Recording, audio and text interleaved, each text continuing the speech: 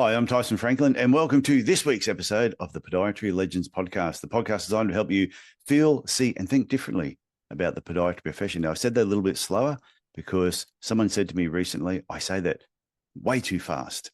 So, my guest today is Abid Ali, and he is a musculoskeletal podiatrist from Coventry, West Midlands in the UK. And his business name is called Biomechanics Clinic. Now, that's instead of CS at the end, it's an X. If you're not quite sure what that all meant, if you go to my show notes, I will have all the links to his clinic, his personal site, and some of the online courses that he has coming up. So, Abid, how are you doing today? Good. It's been a busy day. We've just nearly completed an extension on the property here, so we're expanding and trying to grow the clinic. So I've been dusty and messy and sweaty all day long trying to clear up the mess. But it's great. It's good that we're having some progress and seeing things grow. It's been a journey. And you told me that it's just after midnight at the moment where you are in the UK. It is just after midnight in the UK and first thing in the morning for you, I think. Is it 9 a.m. over there? Yeah. It's great time now. I've already gone to the Yeah. gym, done all that, come home. I'm ready to go, and you're almost ready for bed. So if anyone's watching the Yes. video, if you notice him nod off at any stage, you know why. Yeah. Please forgive me if I slur at any point through this discussion. Okay, so before we get into talking about biomechanics and some other areas of podiatry, always interested what got you into podiatry in the first place? How did you come across this crazy profession? So I was a bit of a sports enthusiast anyway, so martial arts, rugby, football, this sort of stuff. Various injuries over the years, and eventually I had knee problems, and I got used as a case study patient at a physio clinic because they were struggling to figure out what was going on. And they had a teaching session, and a guy came in, special guest came in, who at the time I didn't know anything about podiatry, but he looked at me walking up and down and said, "Right, okay, you're gonna come down to my clinic, and I'm gonna make some plastic things, stick them in your shoes, and that's gonna sort your life out." And just could not process that. So at the time, I was from finishing school, got into sports therapy, massage therapy, and then this guy came and said about plastic in your shoes. Completely threw me. Anyway, I went along with it. He did his thing with orthotics, and lo and behold, my knee pains all went away. So I was sold from that point, but I didn't know at that point I was going to end up in podiatry because I am unfortunately another failed physiotherapist. I think I heard a couple other guys on your show. Yeah. So that was my dream to be a physio. So I chucked everything into it. I did loads of placements. I got a job as a care assistant. I worked in care homes, nursing homes, you name it. I did everything, whatever I could do, because of course it's a very competitive industry, and managed to get a couple of interviews at a few universities, but unfortunately didn't make the grade. So life collapsed. I didn't know what I was going to do next. I ended up starting a business course at uni because I thought if I can't do what I love to do, what I want to do, then at least I'll try and do something that makes me some money. So a week or That's a two good into point. it, yeah, I thought this is just not me. It was just not me. So I was at Salford Uni at the time, and I was just looking for the answer to. I just felt so uncomfortable about what I was doing. I went down to the careers office and I picked up the UCAS book and I just started going through it. And then I saw podiatry and then related that back to some of my previous experiences. And I thought, okay, let's see if I can get into this. So bear in mind, it was a couple of weeks into the course. I simply made a list of all the podiatry universities in the UK, and I called them, and most of them said, "No, sorry, too late. You're gonna have to wait a year, wait a year." And then I got to the very last one, and he said, "Well, as it goes, somebody dropped out just today, this morning. So if you can get here in 3 hours, I'll interview you, and if you're good enough, you're in." And so podiatry was born. From that point, then I just chucked myself into it, hook, line, and sinker. I spent a lot of time, even when I was studying it from the first year, going to extra courses, extra training. I just got into biomechanics and any other little bit I could get hold of. I spent a lot of time with Ian Riley at the time Yeah. doing surgery stuff. If you talk to him, I even helped him paint his house one summer because I hung around holidays, weekends, whatever it was. I didn't go home. I stayed at uni for the 3 years just trying to fill myself up with whatever I could. I just grew more and more passionate about it. Ended up spending a year with a placement with Jonathan Small. Oh, yeah, we At know the him. time, He's yeah, been on the show a few times. yeah, he's sort of around, isn't he? People know of him. A very clever guy, and he's got his work smarter, not harder principles, which are fantastic. He's a Smart cool man. guy, very cool guy, and he's just down the road from me. Oh, right. I Okay. don't, yeah, literally what 7, 8 miles away. But anyway, at the time, he was doing some fantastic gait analysis stuff. He probably had one of the only systems in the UK. There was a huge room. They were working in the neuro rehab hospital in Leamington Spa. And again, I spent time with him, and then I spent time with other guys, Phil Wells and Dave Dunning, and then ended up doing postgraduate stuff at Staff Uni with Natchi Chocolingam, doing all the theoretical and clinical biomechanics. So I chucked myself into it, foot, line, and sinker. My What was it first job before you go was, any further though? But what was it about biomechanics that interested you? I think because I'd come from that background of sport Yeah. and therapies and physio and all whatever that was, it just made natural sense to me. I Okay. did as much enjoy all the other aspects of podiatry, but particularly that was my first love for sure. And what I find interesting about all that too is you get some people go, "Oh, I'm not very good at biomechanics." We go, but if you want to be better at biomechanics, just listen to what you've done, where you've gone out of your way to spend time with people who you know are better at it than you, and said, "Hey, can I shadow you?" And I've had so many people over the years used to approach me and say, "Can I come in your clinic for the day?" Yeah, I never said no to anybody. And most people, like Jonathan Small and Ian Riley, all those sort of people, will just say yes. Yeah, I think as a profession generally we're a pretty nice, easygoing bunch, Yeah, and we're a small crowd really, so we'll generally get on. I don't think there's any major politics going on in the profession. We're all in the same sort of situation. I think patients are getting more complex, the health landscape's getting more complicated. We're all in the same boat, so it is absolutely great to be able to help each other out where possible. yeah. So Um, anyway, continue with your story since I interrupted. where do we get to? Okay, Oh, so you're about to start so your then first job, I think.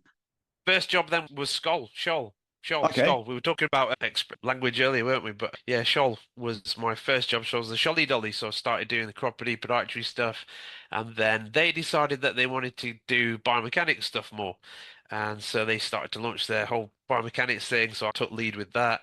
I'd already was doing stuff part-time working with Phil Wells at Salts Healthcare, and we were just looking at all the different types of orthotics and materials, and wherever I could get experience, I was just going out. I really didn't care whether I was earning any money or it was costing me anything. I just was hungry for knowledge. I Yeah. really wanted as much as I could possibly get my hands on. I read a lot of books, read a lot of texts. Eventually, then, after a couple of years at Scholl and working all that out, I managed to get my first NHS job, which was at the time at Coventry Hospital. And I did all the general routine production. Again, I was really keen on the MSK stuff, but I just couldn't break in the door because there was a couple of guys already in there, and so they had a bit of a monopoly on it in a way. Then, not long after, it was about a year and a half, maybe 2 years after, a position came up at Warwick Hospital, just down the road in Jonathan's neck of the woods. And that was when the NHS was launching MSK frameworks. So the idea was that orthopedics at the time was struggling with pathways and long waiting lists, etc. The new Labour government had just come in and they were completely overhauled the NHS. And there was a bit more money around than there is these days. So these MSK frameworks were set up initially really to help to get orthopedics on track for an 18-week pathway. So the idea was from the point where they've been to see the GP, it would take a maximum 18 weeks for that whole journey to occur, Okay. from seeing the GP to being referred to being assessed to being processed and then to having whatever intervention was required. So that luckily enough opened doors for me. It was just right time, right place. It was band 7 at the time. I managed to work up to band 8, 8A with it, and working with physiotherapists, with orthopedic guys, rheumatology, and pretty much I had an open book. So they were like, "Well, what can you do? What can you offer?" And I was like, "Well, okay, so mainly it's orthotics, really." And so we started with that, and then after a little while, I realized it was a little bit limited. I thought I should be able to offer more because the whole purpose of me being was to stop people from getting to orthopedics, or whatever Mm. I had in my toolbox was available, really. But of course, within the NHS, you don't really have much therapeutic equipment. So I started on acupuncture, I did mobilization, manipulations, therapy, whatever else I could chuck into the mix. I just tried it all. So they And were then open eventually to new ideas. they were just like, look, dude, this is the point. We've got to just stop these referrals getting to ortho. So whatever you can do, just Okay. crack on. And it really just left me an open book. I wasn't just working at Warwick Hospital at the time, I was also working down the road at Milton Keynes Hospital. And again, it was the same setup and situation. Look, we've got all this money, we need to set up these services, this is the task. So I was coordinating between the two. And the thing is, no, and before I'd done that, I'd done a lot of locum work in about 15 different hospitals as well. And what I really noticed was that there was such a difference from one trust to another, from one hospital to another, from one geographical area to another, what they had available, how the teams were, the local politics, etc. was so different. So it was an interesting experience trying to set up these MSK services at two hospitals at the same time because there was such a great variation but ultimately I had a lot of support and it was just really left open for me to design it as I saw fit. And the intention really was to add in podiatric surgery, all this. I won't get into that because that's a whole nother Yeah. kettle of fish. But I stuck with what I had. And then eventually I worked with closer and closer with orthopedics. So I was within the orthopedic clinics, helping them, running them, seeing patients. And it occurred to me one day that these guys do a lot of injection work. So there's one particular surgeon I worked with who, when he first qualified, and I heard stories about him, he told me himself, he was very surgery savvy. So everything and anything that walked through the door was getting surgeried. He said at the time there was an operation for everything, which, okay, fair enough. But as we know, you can't replace feet. You can Yeah. replace knees and hips, sure, but you can't replace feet so easy. So I soon saw that there was, and don't get me wrong, orthopedics are very clever, intelligent, awesome guys. Love them to bits. But this guy had come full circle. So he was more going for pain management stuff because, of course, there's a lot of arthritis in NHS. There's a lot of OA, subtalar joints, ankles, midfoots, toes, whatever. And of course, main option was fusions. And of course, one thing I'll never forget, he said to me, look, most of our feet patients are patients for life. So I'd see them keep coming back, keep coming, well, we fused that bit and we've done that, but hang on, I've got pain here now. And so they'd be back in for another surgery and surgery. So eventually he became more pain management savvy. And I saw them doing lots of injections in theatre. They'd take these cases in as a day case procedure, which obviously has a cost to it. And they were doing joint and soft tissue injections, like a Okay. whole list of the in the morning. And one day it occurred to me that if I'm trying to stop stuff getting to orthopedics, trying to save some money for the NHS, maybe I should start doing this stuff. So I got started with the support of my orthopedic colleagues. And then, of course, the natural evolution. Do it. Was it the orthopedic guys that taught you to do it? You had to go and Not do other not really. courses. I did the courses again. I went to do Ian Riley's course and I did a Yeah. few other things. And basically, you get the certificate of competency, but you still got to bite the balls and go and get on and do it. Yeah. And Yeah. of course, you're absolutely crapping yourself for the first several months a year. Oh no, I've killed him. Is he going to come back? Because you don't get to see them again for 6 or 8 weeks. And when you start doing invasive procedures like that, a bit of intrepidation about it. But after a couple of years, we've seen the whole cycle. And do you know what? This stuff kind of works, I think. You can't cure it, but you can definitely manage symptoms and improve the quality of life. So, of course, then the evolution from that was to start doing ultrasound and ultrasound guided stuff. And that really opened up a whole nother realm of MSK once we started. And I started that in, when did I graduate? That was 2003. So about 4 or 5 years into it when I started. So I've probably been scanning for about 12 years or so. And that was within the NHS as well as doing bits and bobs privately. I'd sort of been dabbling around in private clinic all the way along my NHS career, which was 16, 17 years altogether. I left now 2, 3 years ago. Was it your own And private clinic or working at other people's private clinic? working at other people's clinics, Okay. whether it was a physio clinic or another podiatry clinic or whatever. I was always dabbling with private on the side, but I never really had any idea of setting up my own private practice. So I was NHS through and through. That was hard work to get to that position, and I wasn't planning on leaving it. And then kids came along.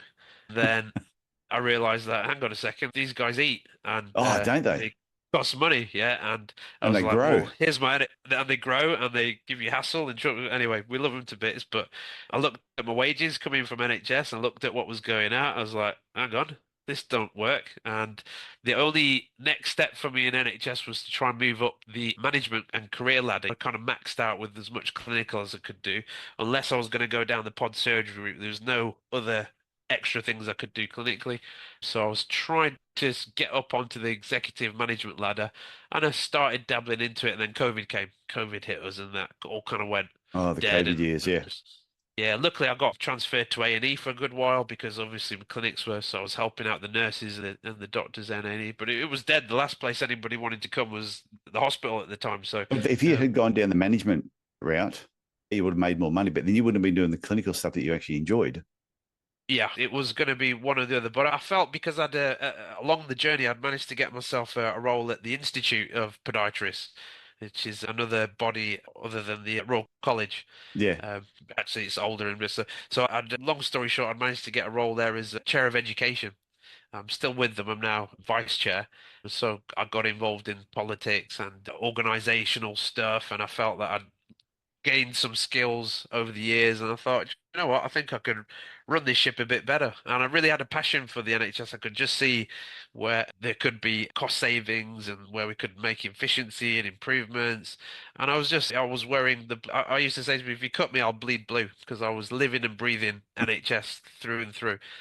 But life changes. Just before we go any further, when you talk about the NHS bleeding blue and blue, and is it like one of those things where you've got the NHS, you've got private practice in the UK, and when you're really ingrained in the NHS, are you like anti-private practice, or it's different? I wouldn't say anti, I would say it's just a whole different bag. I mean, for example, one of the first problems I had in private practice was charging people money.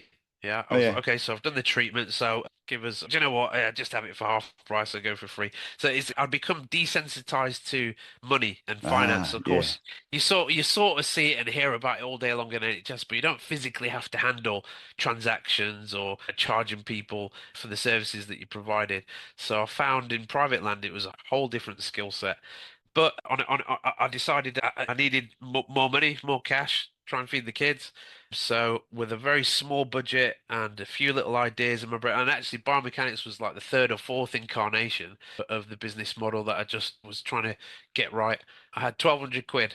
I remember clearly, and the wife was swearing and screaming at me. She was like, "No, you can't give up your job and your pension, and your wages, and all the security and etc." And I just had this feeling, this intense feeling that I had to do something different. So on a budget of 1,200 quid, I had enough money for a plinth and a little table and chair, and I had enough rent for 2 months. And I didn't Yeah. know what was going to happen after that. I had no clue what was going to happen.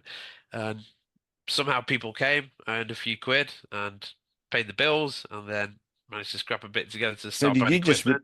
did you just rip the band-aid off? Did you just quit the NHS and go straight to your private practice No, full time, no, I or did didn't. you I did transition? both. Yeah, Okay. I did both. I just worked every hour that God has given us and just did it all. And so it was like what do they say? You got to sort of build up your sideline and then at some point you can make the break. And I was really worried because I was only doing 2 days, so I'd left my Milton Keynes job at that point. I was doing 3.5 days NHS and 1.5 days private. When I decided that it was finally time to make the change and leave NHS, which was the biggest decision of my life for sure. I never ever envisaged that I'd even entertain that idea. But you just go off your gut. And I was really worried. I was worried, what, will I be able to fill up 3 days a week? Because I calculated if I could get enough patients for 3 days a week. Bearing in mind, 99% of my work was always MSK. I'd kind Yeah. of left chiropody podiatry stuff way back. I mean, I dabbled in diabetes and all that stuff, but I knew MSK was my bag. So, of course, then I'm competing for patients with orthopedics and sports guys and this and that and physios as well because I was doing something different. A friend of mine coined a phrase, a hybrid practitioner, because I don't just do podiatry. I kind of evolved and gained other qualifications along the way, sports therapist, etc., etc. And it was just bringing together, for me, MSK is the whole body. It wasn't just looking at the foot. And again, with the biomechanics that I learned, you have to look at the whole body. You Yeah. can't just look at the foot in isolation. You've got to look at the bigger, more holistic picture. So it's just natural evolution to look at other things, other treatment modalities. Actually, it's the frustration. Actually, what happened was I'd had a bit of a back problem myself, right? And my wife's Chinese. We went to China for a trip. And on the way home, just before we were due to leave, I put my back out. It was something that was bugging me for years and years. And of course, with my sort of medically orientated mind, I was like, get me the paracetamol, ibuprofen, whatever. I've got to make this like 14-hour journey back home. I don't think I'm going to survive. Anyway, they bundled me off to a local private clinic where they stuck things on me and did things to me for about 20 minutes. And I got up and I walked with no pain. I was like, what is this jiggery pokery that's, and I came to learn it was cupping therapy. Yeah, Okay. and they sort of That released a worked. little bit of blood, and it bloody worked. I mean, I had back problems for years. I'd seen chiros, this, that, and the other. Nobody managed to seem to sort it. A couple of treatments to that stuff, and I was like, never had a back problem. And it lasted as well. It lasted a year or two. And that really opened my mind up to the alternatives and different options. So I studied homotoxicology, I studied different sorts of therapies. And then, of course, when we left NHS and started private practice, and at the time, the COVID thing meant that steroid injections were sort of limited. Yeah. And a Yeah. lot of my work was steroid injections. And of course, because we didn't know how COVID was going to affect us and we didn't know about the immune system issue with steroid injections, there was almost a sort of semi-ban across the land. It was seen as if you're going to do a steroid, do it with caution. There's a couple of papers that had come out from an anaesthetist guy and whatnot. So anyway, I was working with another company, Celtic SMR, and they were like, "Oh, we've got this first generation, these lasers and things, and don't know if you fancy it, but do you want to try one to see what it does?" I'm like, well, yeah, I'm kind of looking for other options, and with all the other therapies that we had in the background, oh, yeah, well, let's try it. So we got one, and we played with it and treated patients with it, and I was like, oh, yeah, it seems to be doing something, but I don't know. Anyway, came to learn more about lasers and then realized that there's lasers and differences and variations. And we got involved in a couple of the different types of lasers. Again, I'm careful not to name names and stuff. And it works as another modality. And then, of course, then Shockwave came along and all the other bits that we were doing. I was just found that you don't have to be a one-trick pony. There's Yeah. options and there's price. Just because I think the NHS got its knickers in a twist way back when about the evidence base. And of course, it was like, oh, we're doing all these therapies and things. Because if I talk to physios from the sort of 70s and 80s, they had a lot more equipment. They had gadgets. They had electrophoresis things, ultrasound, inferentials, all sorts of gadgetry. But it's more modern physiotherapy don't have as much of that in an NHS setting. And I thought, well, if it doesn't kill you, let's try it and see. We're not likely going to make it worse. It's either going to do something or it's not. And it's really hard to get evidence base for therapies anyway, because how do you measure it? How do you Yeah. measure the I know effect? my physio jokes around all the time when I go there, if I've hurt something, which is fairly regular. And he'll say, "Oh, I can put ultrasound on it if you want." I went, "No." He said, "I could even turn it on at the wall for a change." He said, "I'm Yeah. not convinced it does anything." Yeah, it's hard to get the evidence, but I think if you treat people, I mean, we know from research papers the placebo effect is massive and it's a known Yeah. thing. Even in the world of injections, I saw a few where is it what we're injecting? Is it the actual solution? Is it just the penetration of the needle? Do we get similar effects with saline solution as steroids? And so it's just an open bag. So I think as long as you're not going to cause your patient damage or harm, try it and see because what are the alternatives for them? A lot of my work was, well, if I can't fix it, you've got to go and see the surgeon and see what he can do with it. So I was prepared to chuck everything and anything at it and explain that to my patient. I don't know if it, and I still to this day, I was like, look, I don't know if it's going to work or not, but if you're happy to try it and see, I'm more than happy to provide it. So let's give it a go. And I So think that's the over, difference sometimes too when you're in a clinical situation and you're dealing with a lot of patients on a regular basis. Yeah, you're moving them through. You've got to make quick decisions on things. And then those people are coming back on a regular basis and you're getting this feedback loop constantly. You start building up like a history of what works and what doesn't work. And sometimes it's not what we were taught at uni. It's completely different to what we were taught at uni. And yeah, sometimes it's different to what the researchers are presenting at conferences. They're saying this and you go, oh, that's not what I'm finding in my clinic. And then sometimes you then to keep that to yourself because you're too scared to share it with people because you're going, oh, because what I'm doing is not what anybody else is yeah, doing. And yeah. that's information I think sometimes needs to be shared. Yeah, I think you sometimes just got to bite the bullet and try and see. Like I said, as long as you're not going to damage anybody. But Yeah. also, people are different, and you probably have seen similar to me that over time and with experience, you get a feeling for people a little bit, and you can in a way pick the ones that you think things will work for and the ones that won't. And we have options. It's good to have several options. It might be orthotics, it might be a mobilization, a manipulation, it might be a stick and acupuncture needle, it might be an injection. We've got quite a lot in our repertoire, and I think we should, as a profession, spend more time with other therapists. I've spent a lot of time with chiros, physios, and these are really clever guys with very different backgrounds to podiatry, but there's so much to learn from each other. And I think generally the lines are blurring between the different specialities and allied health professionals. I see chiros doing orthotics, you've got a sports therapist doing orthotics. The thing is, there's more than enough feet out there for everyone, and we are a small profession. But I think if you really want to get MSK, you should have perhaps think about having more options other than just orthotics. It's nice to be able to evolve Yeah. I your think part of the practice and problem too is we're a small profession, but then when you look at within the profession, you get even smaller again, the ones that actually want to do biomechanics and want to do orthotics. And there's other groups that don't want to touch it at all, which can then get very confusing for the public when, oh, I've got a foot problem. I heard they make orthotics. They go to one podiatrist who makes them, and their friend goes to another one who knows nothing about biomechanics and doesn't want to do orthotics. From the community looking at the profession, I'll be going, that's really strange. Yeah, yeah. And it's whether or not I mean, in the old days, there was more of that going on in NHS, but I think generally speaking, with NHS stuff, we're much more wound management, a lot more diabetes. I think orthotic budgets have reduced quite a bit. I mean, again, it's very postcode orientated, but the landscape is changing, and there's loads of work in that arena if you want to drive it your way. But of course, it's having a practice with enough size and space to be able to perform Mm. full-on examination. And where do you get the experience? So if you've not got good links and contacts with other practitioners, it's really tough to get that in NHS nowadays. So you said that you have just expanded your clinic. So you have Yeah. had your private practice, what did you say, about 8 years? It's now from the start. This will be the eighth year, I think. Yeah. Bear in mind, I started just me, myself, and I, Okay. and now we have five full-timers and three part-timers, and that's a combination of sports therapists, physiotherapists, and podiatrists.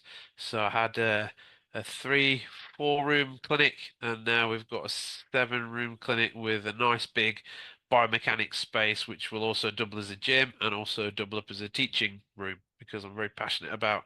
I have from day dot done a lot of educational stuff anyway, but I've not been very good at promoting and marketing. I'm not great on social media, Yeah. interacting with Facebook and all the groups and things. I just can't.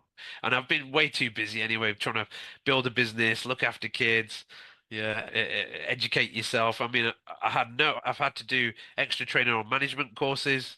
Yeah, and then I did some university-based courses, and there was a hole, there was a big gap, even though I thought I had a good idea how corporate things work. It's the whole money and profit and losses and all this sort of stuff. And it was a minefield. From going from being a lone practitioner is one thing. When you want to try and grow and expand and become a clinic or a practice, Yeah. it's a whole different set of skills. It's one of those things that if you don't know how much a patient costs to have them in the clinic and you employ other podiatrists and they're not charging the patients accordingly, not rebooking them back in, because sometimes, depending on what the expenses are with your clinic, sometimes that initial consultation, you make nothing from it. By the time you pay wages, your rent, your marketing, everything that goes with it, that patient coming in, say, spending $100, no, you get nothing. It's not until they come back that you actually start making money each visit. So if you've got podiatrists that aren't trained properly or who don't understand that, that's why some businesses can be really busy, but they're just not making any money. Yeah, I had the sense that there was, and I'm learning a lot and I'm still learning, but eventually I realized that I needed some more specific coaching.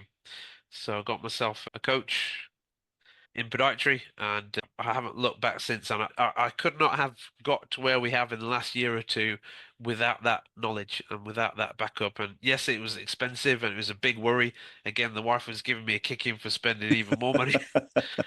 Yeah, I get it in the neck a lot because I'm good at spending stuff, but I go off my instinct on my gut a lot of the time, and now I'm learning that you can't do that. That doesn't quite work in the world of business and Ah, clinical stuff. You got to really know your numbers, and you got to know all the ins and outs of, as you said, all the costs and everything. Otherwise, you can end up being a busy fool, I suppose. Yeah. yeah, it's one of those things. It's like any, whether it's sport or anything else, anyone who's good at what they do, say we're talking about sport, there is a coach in the background who is, because they can see things that they don't see. And if you've never had a business before and you're just learning it all by this, flying by the seat of your pants, and that's what I did initially, it is a long, hard road, a lot of mistakes, a lot of financial mistakes that you make.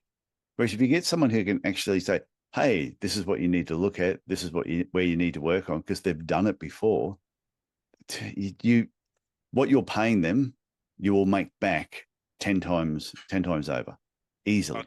totally agree, massively. And I couldn't see it at I'll first. point out that I'm not your business coach, just so if people think I got you in here because you're my client. No, we don't work together in that way. Yeah, there's many out there. I don't know There's if I should there's heaps out there. names And or I reckon people should, if you are considering a business coach, is have a look at them all, have a quick chat to them and just think, who do I gel with? Who do I fit with? And then choose someone. But if it's not working out, leave and go somewhere else.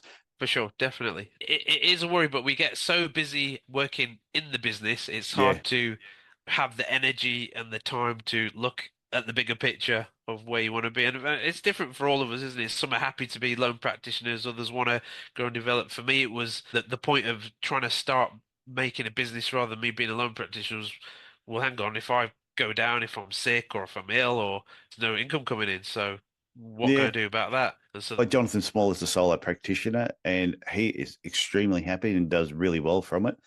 I know other guys in America who've been solo practitioners for over 20 years and they have a lot of podiatry assistants working with them. And they said they never want to employ another podiatrist. They are just really happy being the podiatrist. And when they want to take holidays, they just take holidays. They just close the clinic and been doing that for 20 something years and they do really well from it. it's the greatest thing, isn't it, that our profession, that it's as much or as little as you want to make of it. Mm. You can really make it fit the lifestyle that you want to have. And you can pick Um, parts of podiatry that you really like and you can hone in on that. So if it was nail surgery, you can put a big focus on that. If it's biomechanics, if it's orthotics, if you really love high risk diabetic feet, you can really target in that area. But this is something we spoke about before I press record. I believe that yeah, every podiatrist should have a sound understanding of biomechanics. for And sure. if It's they just doing, don't, they should go and do courses and learn about it. yeah, yeah. And it's just doing justice for your patient, really, isn't it? They trust us, they respect us, and they will listen. I'll often not just focus on the foot. Well, okay, so your foot, so how about your knees? How your hips? How your back? Have you got any other problems I need to know about? And while you're feeling around, it says, well, hang on, what's this big lump of muscle here, or this huge knot there? What are you doing with that then? That's probably affecting your gait as well. Oh, right, okay, I didn't even realize it. No.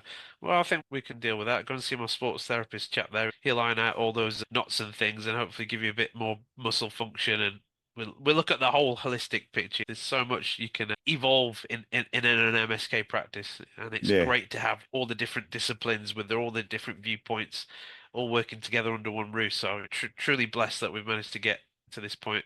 Yeah. And like I said before, too, it'd be like if someone came, I've had people come into my clinic with shin splints. I could have just focused in on that. Could have just focused in on the biomechanics. But while they're there, I just did an overall assessment of everything about their feet, just had a look and picked up a melanoma on their foot. Yeah, underneath their toenail. I said, you should go and get that checked out. They did, and it was a melanoma. And they just went, Wow. oh, I'm so glad you picked that up. Yep. Yep. And so to me, it's someone comes in with a biomechanical type problem. You still overall look at everything else. And that's why I think anyone who's just doing routine foot care, if you're not at least asking them the question, what do you feel like when you get out of bed in the morning, or do you have any other problems? And if they say yes, if you don't want to look at it yourself, you should be referring them on to a podiatrist down the road that you have a relationship with to at least get the assessment done. Yeah, for sure. We should be good at checking people. Check, and double check, and that's what people should expect, rightly, isn't it? If you go to your GP, you want him to pick up his Yeah. stethoscope or his ear thingy and check you over and have a look. And right, okay, well, give you a bit of basic overview. So yeah, I think we have that responsibility to be able to give our patients our best possible knowledge and care. And if we don't know, we don't know. Just nobody's going to drill you for saying that. The point is that at least you've said it and pointed it out, and you've pointing them in the right direction for where they can get help. So you've done your bit. It doesn't necessarily mean you have to take on a whole complex case of care.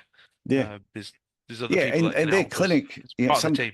well, I know some people have got a small routine care clinic or foot care that they may not have facilities to have a grinder to adjust orthotics or to be doing gluing. They just don't have facilities to be doing that, which is fine. But don't neglect your patients. If you know that there's a problem there, get them to see somebody else. And I think it will make the whole profession look more professional if someone goes in with to get their toenails cut, but then all of a sudden they notice, hey, there's a deformity here. You should actually get this checked out. Here's a podiatrist I recommend that you go and see. For sure, yeah. It's having that overall holistic view on your patient, and when in doubt, refer. Yeah. So, which leads on, this is a good segue into Yeah. you have some online courses that we're going to talk about. Y- Advanced Yeah, yeah. clinical practice with expert training at Biomechanics with an X Academy. Yes, so yeah, I'm going to take my experience with sports therapy, physiotherapy, osteopathy, chiropractic, whatever I've picked up over the years, all the different courses and training, all the clinical experience we've had from doing orthotics for trillions of NHS patients, and then of course morphing into the private practice where it's less forgiving if you make a mistake or do something you shouldn't have. So it's looking out for those pitfalls and just another avenue, another different type of thinking. There's some really clever guys out there running biomechanics courses already. We've got some really cool guys in the profession, but here's another version, my tuppence worth on it, and with my variations on it. And we're launching that. We're launching ultrasound. Well, we've been doing this for a while. We've trained quite a few guys the last couple of years.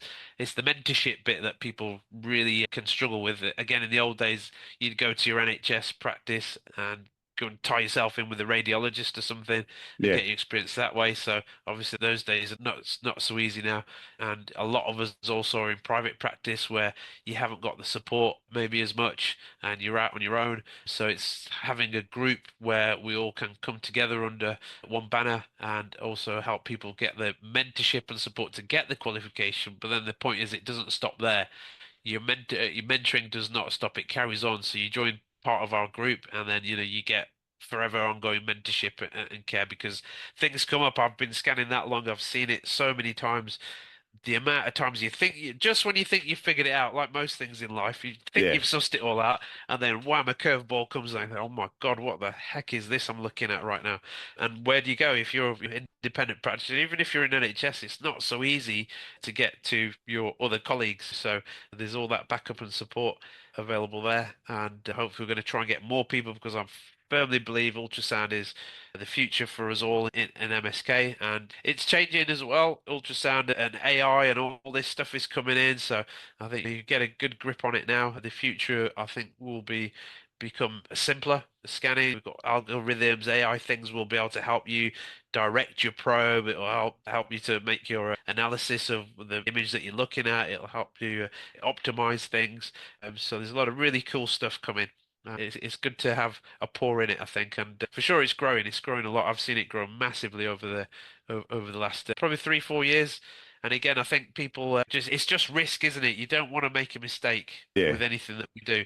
So, and of course, the way to overcome that is with as much knowledge as training as you get. I must have done umpteen courses in ultrasound before I even did a more formal qualification.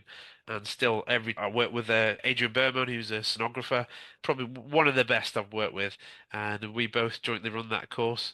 And then what's the other one we got? Well, I'll go through. You've got like on the website, which I'll put a link in the show notes to the website where these courses are. First course you Thank have you. is practical biomechanics of the lower limb and computerized gait analysis. Goes 1 day. The next one Yep. is practical mastery of orthotic prescription. 1 day in Yep. person or a live virtual workshop. We work with an orthotist, a very well experienced orthotist on that course as well, and we have a combined experience. So with all the courses that we run, we have brought in specialist knowledge from other practitioners and providers to give you that difference edge. Not many of us get a chance to work with orthotists, and again, they're very clever, cool people that do a little things a little differently to Yeah. some of the things we do. Yeah. The third one you got here is CPD and podiatric sports medicine. And the Yep. fourth one is musculoskeletal examination of the foot and ankle. How many people do you have at each of the courses? Are they large numbers or is it small amount? We're going to have about six. Six, I think, is about the right number. Yeah, because Okay. we don't want to have it too big and too massive. We want small groups where they're going to get the full emphasis because it's about the practical bit. We'll have all the theory bit and on a course, laid out. You can log on and go through the material yourself. But the day is to really get the knack of the practical skills. So, okay, here is a foot. Right, let's do all the MSK tests because again, in the profession, I found I soon ran out of stuff to do in podiatry. So I ended up going to a lot of other courses for GPs, MSK things for GPs, went to a lot of courses for orthopedic guys and for some of the other disciplines. So you don't just have to look within podiatry, you can look outside of it. And Yeah. nobody's ever said to me, no, you're a pod, you can't come on this course. What the hell are you interested for? In fact, the opposite. So it's good to look outside because, again, for the NHS stuff that we did, it was about being an extended scope practitioner. That was the sort of key term. So I took that literally and thought, well, let me extend my scope of practice then and see where we end up with it. Yeah. Well, a few So of the certainly podiatrists I encourage. know that have done really well in certain areas, they've all gone off and done courses from other professions, which is where they've picked up the information. And I really love the business side of podiatry, always have, and just business in general. And when I'm running workshops, some of the crazy things we do at the workshops, like picking locks and teaching people how to juggle and drawing a peg, all these sort of things, people realize, well, why would you do all that? But there's a thing where it messes with your head a certain way. But the other part, there's simple steps that when repeated, you can learn almost anything. Interesting. I need to check those out. Yeah, well, I'll be doing another marketing workshop in the UK, probably for the Foot and Ankle Show in 2026. It's great. The more courses, the more information out there, the better. We're here to support and help each other to grow and develop and just become better people. So before we wrap up, is there anything else you want to say to close off with? Just that I think also another reason for developing yourself is to help to encourage the next generation. I'm big on that. I know Oh, we're good point. lacking numbers. We're not attracting as many new guys to the profession. So again, I want to help, and we have been with my institute on helping to promote the profession more and trying to gain more interest. So again, if we're doing more of these, there's so many subspecialities within podiatry anyway. We just hope that we can help to encourage the next generation into it. That's a really There's good no point. sh I'm just writing that down. And it's like anything. If you want to be more attractive, you've got to be more attractive. So if we want to attract people into podiatry, then we've got to make podiatry look like a profession that's very attractive that people go, ooh, that's a little bit sexy. I want to go and check that out and have a look at it and Yeah. go, hey, here's all my options. Whereas if podiatry is only ever seen as sitting on floors in nursing homes, clipping toenails, digging corns out of people's feet, it's not very attractive. Now, I know Yeah. that's still important, but it's not attractive. It's people are not going to be, young kids aren't going to come through and go, oh, hell yeah, that is the job for me. I'm a sports person. I want to sit on the floor Yeah. and trim people's toenails in a nursing home. Yeah. Yeah. It's, We've got to make it glossy. You just got to yeah. gloss it. Yeah. And And even though, showcase yeah, some of the high points as yeah. well And as even the though that is standards. part of what we do, to me, that's not how we promote the profession. See, what was interesting for me when I got into it, I knew nothing about any of that stuff. All I knew Yeah. was sports, orthotics, sports podiatry, biomechanics. I knew nothing about the routine foot care. So I was Yeah. sucked into this profession because of that side of things.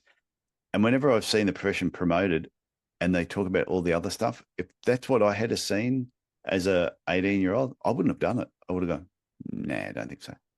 Yeah, it's like some of the stuff I've learned in marketing stuff that we've been doing over the last couple of years. It's not what you're selling. So I used to go with, right, well, I've got this gadget and I've got that gadget. Yeah, Let's tell the world that we got it.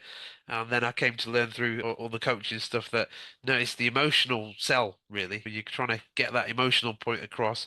It's not about what you're offering, how you're offering it. And so if we can gloss up the profession a little bit and market it a little bit better and differently, and it's not just an institutional job, that's for each and every one of us to help yeah, promote the profession, really. So, it's yeah, true. otherwise, who's going to look after us by the time we got to the age that we need to call on? Well, it's how we represent ourselves when we're out in public as well. It's how we dress, it's how we carry ourselves, it's how we talk about the profession. When people say, how was your day? I had a great day. What do you do? I'm a podiatrist. And you're talking in a really positive manner, then that's always going to reflect better on the actual profession. Yeah, luckily we got some good guys in the profession, and hopefully we can get some of these new grads in.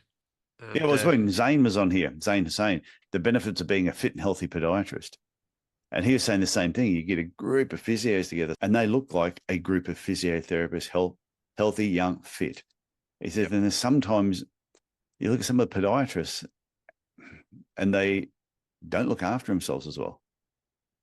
And it doesn't mean we Yeah. all need to be ripped like you and I, but Oh, oh, just I'm working people, on it. You got people me back watching in the ring. You got me back in the ring, Tyson. I've started training again, so let's see if I can get rid of this dad bod. That's funny. It was when I was at the Foot and Ankle Show talking to a few people and just other people I speak to in general. This is the positive influence you can have on other people is because how old are you now?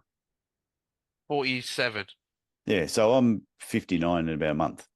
And when people know that I go to do Muay Thai 6 or 8 times a week, and you're just talking about different things that I'm doing, I see people who are younger go, oh, shit, if Tyson can do that, then I've got Yeah. no excuse. So then, Yep.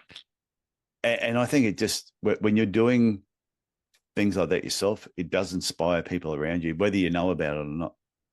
Yeah, sometimes you know it all in and out, but you just need that little word to just change your mindset a little bit and send you off in a different direction. So same that what we had about a 10-minute chat at the Foot and Ankle Show, Yeah.